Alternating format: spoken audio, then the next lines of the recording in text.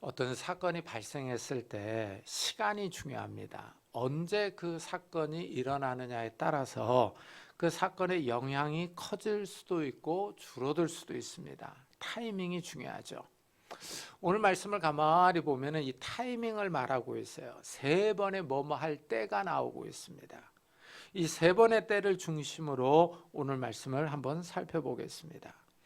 바울은 성도들의 소망이 부끄럽지 않다고 말합니다.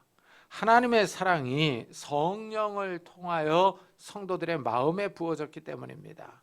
그렇다면 이제 하나님의 사랑이 무엇이냐 하는 거예요. 그리고 하나님의 사랑이 언제 나타났느냐 하는 질문들이 나옵니다.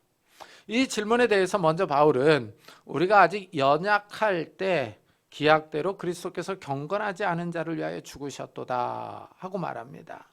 여기 보니까 우리가 연약할 때 그리스도께서 죽었다고 말합니다. 이 연약할 때는 문자대로 힘이 없을 때, 병약할 때입니다. 이것은 육신에 속하여, 우리가 육신에 속하여 율법을 지키지 못할 때를 의미합니다. 하나님의 말씀대로 살아갈 능력이 없을 때를 말을 합니다. 이렇게 우리가 아직 연약할 때 기약대로 그리스도께서 죽었다 이렇게 얘기를 하거든요. 이 기약대로는 정해진 시간을 의미한 거예요. 그래서 이 적당한 시간에 정해진 때에 그리스도께서 경건하지 않은 자를 위하여 죽으셨습니다. 이게 이제 이상하죠. 하나님께서 하나님의 아들 독생자 예수 그리스도를 이 땅에 보내셔서 우리를 위하여 죽게 하셨는데 경건하지 않은 자를 위해서 죽으셨다 이렇게 얘기를 하죠. 이 경건하지 않은 사람은 하나님을 섬기지 않는 사람이죠. 하나님을 잘 예배하지 않는 사람을 위하여 그리스도께서 죽으셨습니다. 이게 좀 이상하죠. 이 경건하지 않은 사람은 자기 마음대로 살아가는 사람입니다. 하나님과 상관없는 사람이죠. 이런 사람을 위해 예수님께서 죽으신 거예요. 이 하나님의 아들이 하나님을 잘 섬기지 않는 사람들을 위해서 자신을 희생하셨습니다.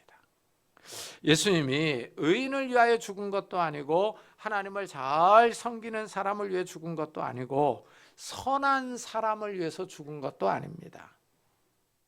이 말씀이 좀 이해가 가지를 않습니다. 그런데 이 사건, 그리스도께서 이 경건하지 않은 자를 위하여 죽은 사건을 가리켜서 하나님의 사랑이라고 말을 합니다. 이게 흥미롭다는 거죠.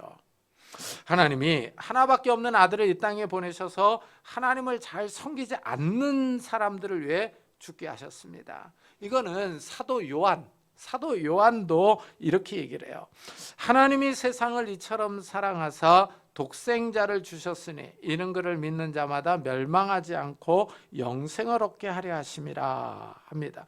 이 구절은 요한복음의 요절과 같은 구절이죠. 하나님의 사랑이 이 독생자를 이 세상에 보내신 것으로 나타나는데 세상을 사랑해서 독생자를 보내셨어요. 근데 이 세상이 오늘 사도 바울의 표현에 의하면은 경건하지 않은 자들, 이런 자들을 위해서 독생자를 보내신 거죠.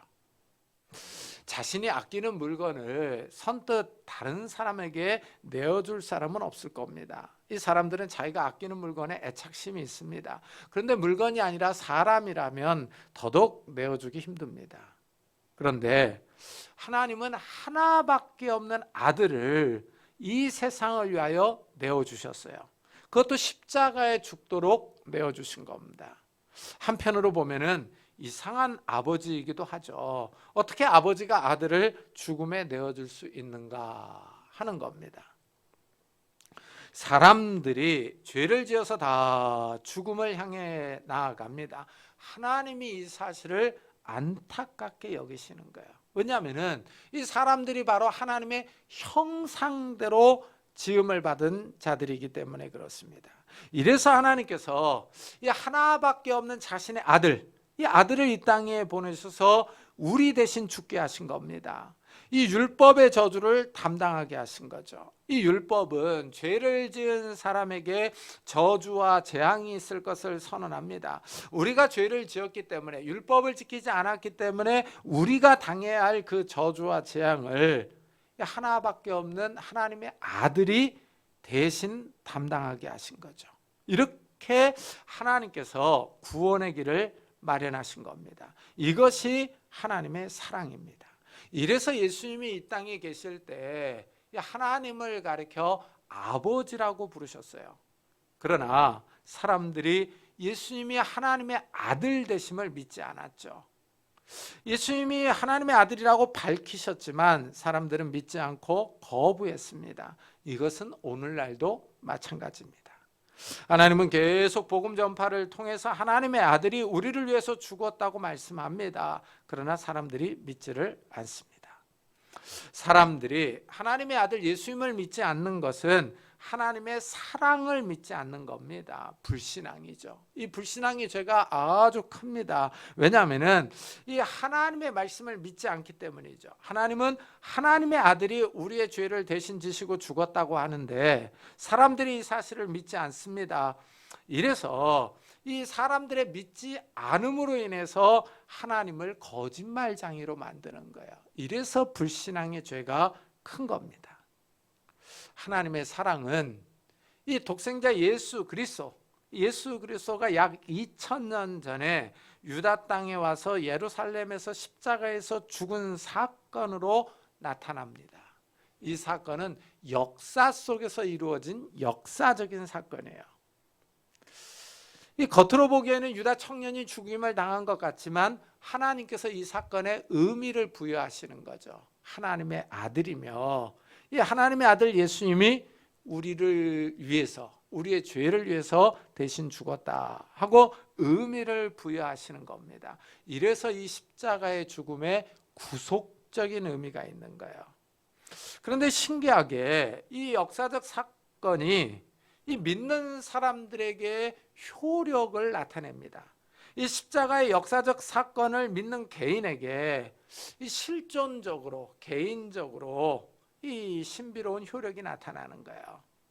이 성령께서 이 십자가 사건을 믿는 사람들에게 이 구원을 깨닫게 하십니다. 하나님의 사랑을 알게 해주시는 거예요. 이래서 바울은 예수님의 십자가의 죽음을 우리가 아직 연약할 때 이렇게 얘기를 하고 있습니다. 예수를 믿는 우리에게 이제 십자가의 사랑이 나타나는 거예요. 그래서 하나님의 사랑을 깨닫게 하는 거죠. 이 하나님의 사랑이 인간적인 지식으로는 이해하기가 힘듭니다. 왜냐하면 이 우리가 연약할 때, 경건하지 않았을 때 예수님이 우리를 위해 죽었기 때문이죠. 이 사도 바울이 이것을 다시 설명을 하는데 우리가 아직 죄인 되었을 때 그리스도께서 우리를 위하여 죽으심으로 하나님께서 우리에 대한 자기의 사랑을 확증하셨다 하고 선언을 합니다. 여기서 두 번째 때가 나오고 있어요. 우리가 연약할 때는 다시 우리가 죄인이었을 때로 나오고 있습니다. 하나님의 아들이 죄인을 위해서 죽은 거예요. 그러니까 경건하지 않은 자가 바로 죄인을 뜻합니다. 이 점이 인간적인 지식으로는 잘 이해가 되지 않죠. 어떻게 하나님의 아들이 죄인을 위해서 죽느냐 하는 겁니다. 이 죄인은 말 그대로 죄를 지은 사람이죠.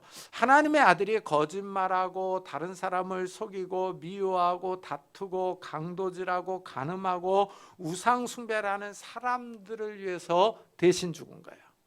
하나님을 잘 섬기는 사람을 위해서 죽은 것이 아니라 죄인을 위해서 죽은 겁니다. 교도소에 가면은 죄인들이 많습니다. 우리나라 교도소 중에 청송교도소가 유명합니다. 이 청송사관은 몰라도 청송교도소는 아는 사람들이 많습니다. 제5공화국 때 악명 높은 범죄자들을 그곳으로 몰아넣었기 때문이죠. 또한 청송교도소는 삼청 교육생들을 수용하면서 더 악명이 높았습니다. 거물 재소자들이 많이 있고 청송 제2교도소는 교도소 중에 교도소로 불리기도 합니다. 이렇게 죄를 지으면 죄인이 되어 교도소에 갑니다. 하나님의 아들이신 예수님이 이런 죄인들을 위해서 죽으신 거예요. 그리고 또한 겉으로 드러나는 죄를 짓지 않은 사람들을 위해서도 십자가에서 죽었습니다. 사람은 다 죄를 짓습니다. 죄가 없는 사람은 없습니다. 겉으로 드러나는 죄를 지은 사람이 있는가 하면 겉으로 드러나는 죄를 짓지 않는 사람이 있습니다. 마음은 지옥이지만은 겉으로는 깨끗하고 고상한 척하는 사람들이 있습니다. 예수님이 우리가 죄인이었을 때 우리를 위하여 죽으신 거예요.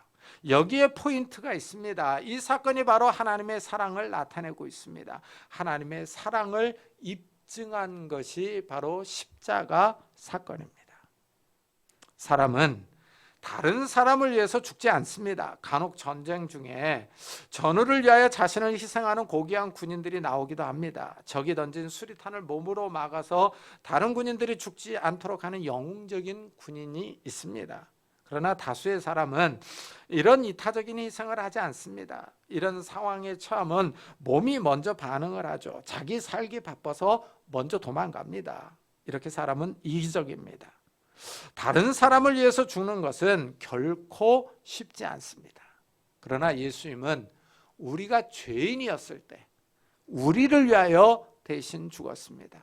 이것이 하나님의 사랑입니다.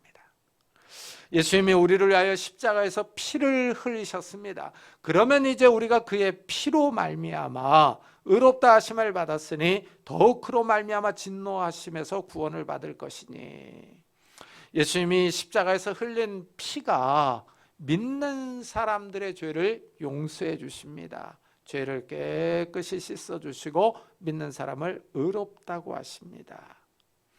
이렇게 죄를 용서받고 의롭게 된 사람들이 마지막 심판에서 정죄를 받지 않습니다.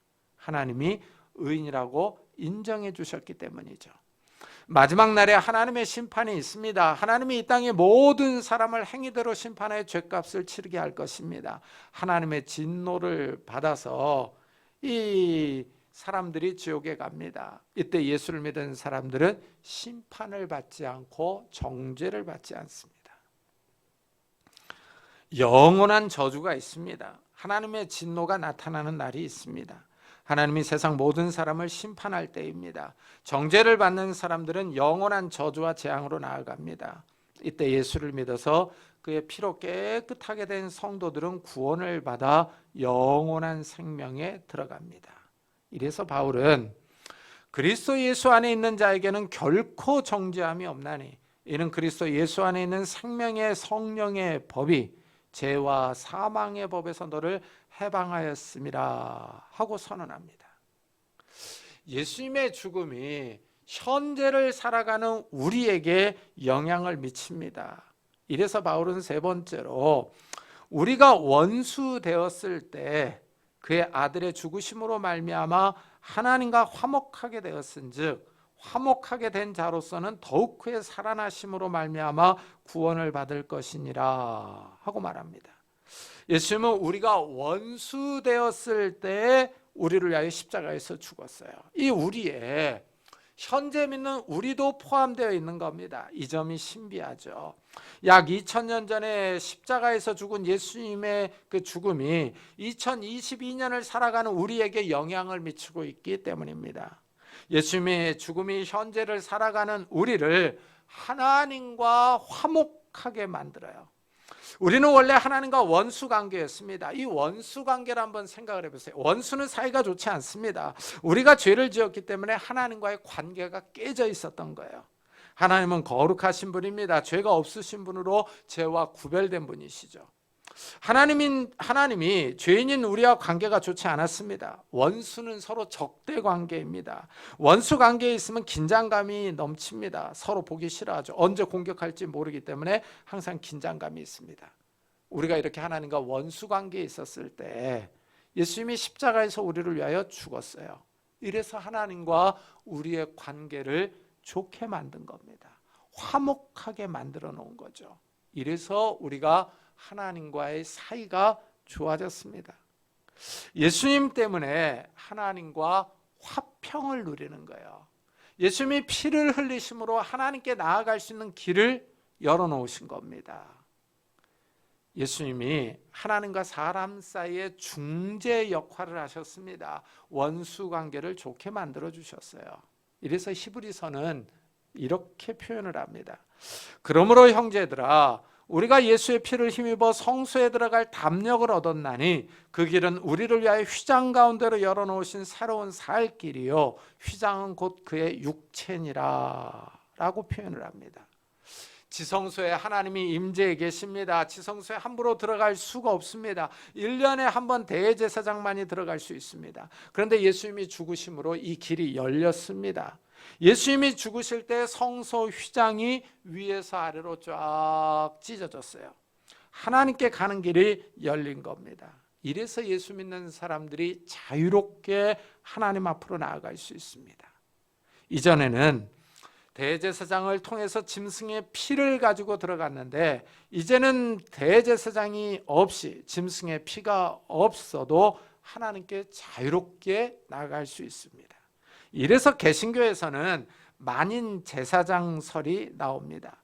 믿는 모든 사람은 대제사장이 없어도 하나님 앞에 자유롭게 나아갈 수 있습니다. 예수님이 우리의 대제사장이 되어주시기 때문입니다. 이래서 개신교는 신부의 도움 없이도 하나님께 직접 기도합니다. 천주교는 신부에게 고해 성사를 하지만 개신교는 성도들이 자신의 죄를 직접 고백하며 하나님께 회개하며 직접 나아갑니다. 하나님과 화목하게 된 것이 큰 복입니다. 창조주 하나님을 만날 수 있기 때문입니다. 인간에게 생명을 주신 하나님을 직접 만날 수 있습니다. 예배를 통하여 하나님 앞에 나아갑니다. 하나님은 자신의 이름을 기억하며 기념하는 곳에 임하여 복을 주시겠다 하셨습니다. 하나님 앞에 나와 예배할 때 하나님께서 복을 주시는 거예요. 예수님이 우리를 위하여 죽으실 뿐만 아니라 다시 살아나셨습니다. 예수님이 부활하심으로 우리의 구원이 더 확고해지는 거죠. 우리의 육신은 죄로 인하여 죽지만 다시 살아날 수가 있습니다. 예수님이 부활하심으로 우리도 다시 살 수 있다는 소망이 생긴 겁니다. 우리의 구원이 완성될 수 있습니다. 예수님이 재림하실 때 우리도 부활하여 하나님 나라에 들어갑니다. 이런 소망이 있는 사람들이 하나님 나라를 기다리면서 살아갑니다. 이런 사람들이 이 땅에서 어려운 일을 당해도 환난과 박해를 만나도 기뻐하며 즐거워할 수 있습니다. 하나님과 화목함을 누리기 때문이죠. 성도들은 성령 안에서 하나님을 만나며 교제합니다. 사람이 하나님을 만날 때 영혼이 새롭게 될 수 있습니다. 하나님으로부터 생명과 은혜와 복을 받습니다. 하나님과 화목하면 삶에 활기가 있습니다. 생명이 넘치기 때문입니다. 이래서 성도들은 예수 그리스도 안에서 기뻐합니다. 세상이 줄 수 없는 기쁨을 가지고 있습니다. 구원의 기쁨입니다. 우리가 사는 이 세상이 험하고 힘듭니다. 사람들은 계속 먹고 살기 위해서 일해야 합니다. 매일 하는 노동이 우리를 힘들게 합니다. 노동의 강도가 있습니다. 또한 일한다고 해서 일의 결과가 다 좋게 나오는 것은 아닙니다. 열심히 일했는데 결과가 좋지 않아서 걱정하고 근심하며 염려합니다. 또한 이 땅에서는 질병도 있고 죽음도 있습니다. 이래서 이 땅에 수고와 슬픔이 있습니다. 하지만 믿는 사람들은 이 모든 수고와 슬픔을 이길 수 있습니다. 우리에게는 구원의 기쁨이 있기 때문에 그렇습니다. 그리고 영원한 하나님의 나라를 소망하는 그 소망 속에 이 샘솟는 기쁨이 있습니다. 우리가 정말 죄인이었을 때, 하나님과 원수 관계에 있을 때, 우리가 약할 때 주님께서 우리를 위하여 죽으셨어요. 그로 인하여 우리가 하나님과 화목함을 누리며 우리가 구원의 기쁨을 누리면서 살아갑니다. 이런 기쁨이 날마다 샘솟듯 솟아나는 성도님들이 되시기를 예수 그리스도의 이름으로 축복합니다.